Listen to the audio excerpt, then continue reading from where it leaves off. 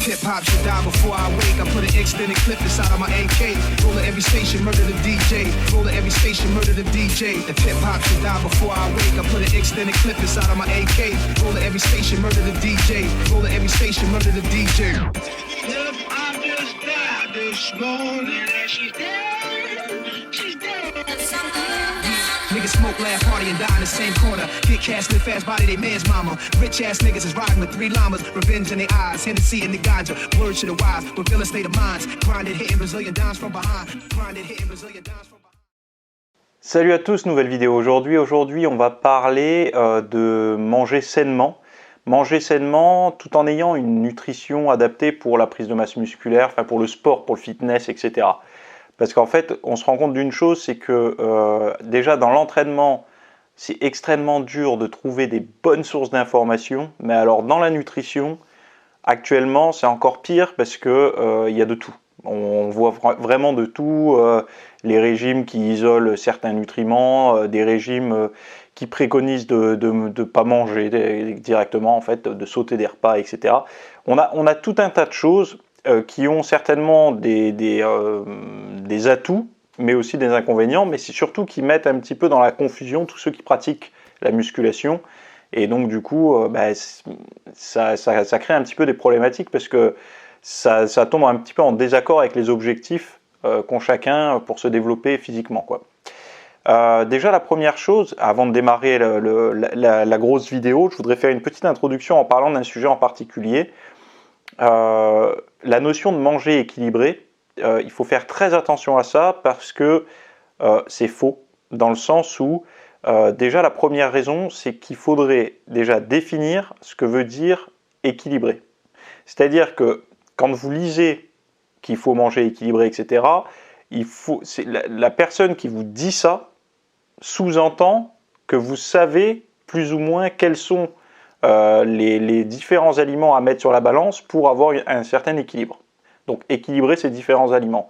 Donc en fait ça paraît simple quand quelqu'un vous balance manger équilibré, mais dans la réalité, si vous ne savez pas comment manger, enfin je veux dire c'est très simple, comment on équilibre l'alimentation, est-ce qu'on prend 100 g de sucre, 100 g de protéines, 100 g de graisse, 100 g de légumes, et voilà, on est équilibré. Sauf que dans les faits, ça ne marche pas comme ça. Je veux dire, si on fait ça, on n'a pas une nutrition qui est saine. Donc pour moi, manger équilibré, si on prend strictement au mot, en fait, cette recommandation-là, on va manger pas bon pour la santé, en tout cas. Donc déjà, le concept de manger équilibré, vous pouvez le mettre à la poubelle et apprendre que l'équilibre n'est pas un équilibre en termes de grammage, de volume dans l'assiette, etc. C'est plutôt quelque chose que vous allez devoir, en fait c'est des ratios que vous allez devoir comprendre, mais visuel, hein, pas besoin de sortir votre calculette à chaque repas. C'est vraiment quelque chose qui va être intuitif et non pas quelque chose, si j'ai 100 g de riz, je vais avoir 100 g de viande. Donc ça veut dire qu'en gros, si on a 300 g de viande, on a 300 g de riz. Et 300 g de riz, je ne sais pas si ceux qui cuisinent un peu s'en rendent compte, mais prenez 300 g de riz pesé cru, ça vous donne plus de presque 650 voire 700 g de riz cuit. Donc on voit bien qu'il y a un problème dans cette histoire d'équilibre et que cette recommandation induit forcément que vous connaissez déjà ce qui est bon pour votre santé. Alors que pour beaucoup de personnes, ce n'est pas le cas. Sinon, il n'y aurait pas toutes ces problématiques de santé, de problèmes métaboliques, etc. Donc voilà, je vais rester là pour l'introduction de la vidéo.